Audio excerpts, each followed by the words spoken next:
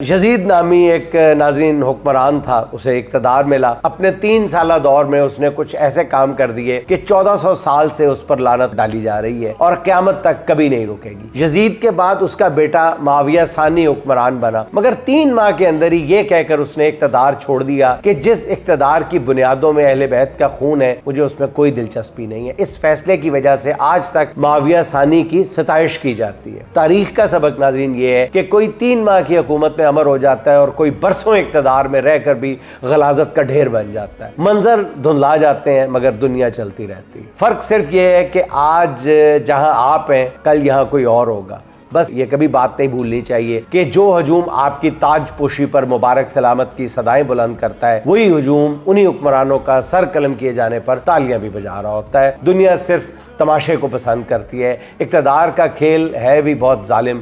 यहाँ इख्तियार के शौक में भाई भाई से आंखें फेर लेता है। वतन के मौसम को राजन बना दिया जाता है और ऐब को हुनर बना के पेश किया जाता है। अपने मुल्क का हाल ही देख लें। मुल्क की तारीख में पहली बार एक वजीर खारजा शुगर एडवाइजरी बोर्ड का चेयरमैन बनना पड़ा उसको। क्यों? इस करिश्मे ने चीनी 140 से 210 या 220 रुपए किलो तक पहुंचा दी, मगर किसी को कोई फर्क नहीं पड़ा। पहले बताया गया कि पाकिस्तान से इतना तेल निकलेगा कि भारत को भी बेचा जाएगा। फिर पता चला कि पाकिस्तान अमेरिका से तेल खरीदेगा, वो भी महंगे दामों खरीदेगा। ट्रंप तो 2 माह से हमारी तारीफें ही किए चला जा रहा था, लेकिन टैरिफ 10 से बढ़ाकर 19% कर दिया। हमारी अदलिया जो इंसाफ की फरामी में पहले 139वें नंबर पर थी, 9 मई के फैसलों के बाद तरक्की करके 180वें नंबर पर गिर गई। पूरा मुल्क नाज़रीन बदअमनी की आग में सुलग रहा है।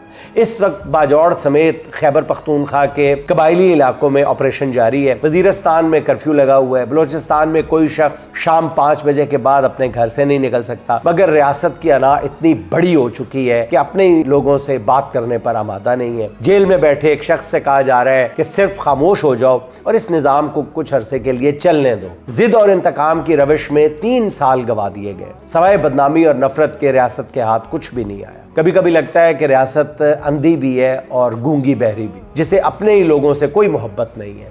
नफरत का ये खेल नाज़रीन हमेशा नहीं चल सकता। इस निज़ाम के माथे पर उसका अंजाम लिख दिया गया है। पूछने वाले पूछते हैं कि क्या कुछ होने वाला है? जी, होने वाला है। फिर पूछा जाता है कि कब तक होने वाला है? बहुत जल्द होने वाला है। कुछ लोग नवंबर तक की बात कर रहे हैं, मैं अगस्त सितंबर की बात कर रहा हूँ। और क्या होने वाला है इसका भी मेरा ख्याल है कि हफ्ते 1.5 हफ्ते तक वाज़े आसार नज़र आ जाएंगे कि क्या होने जा रहा है।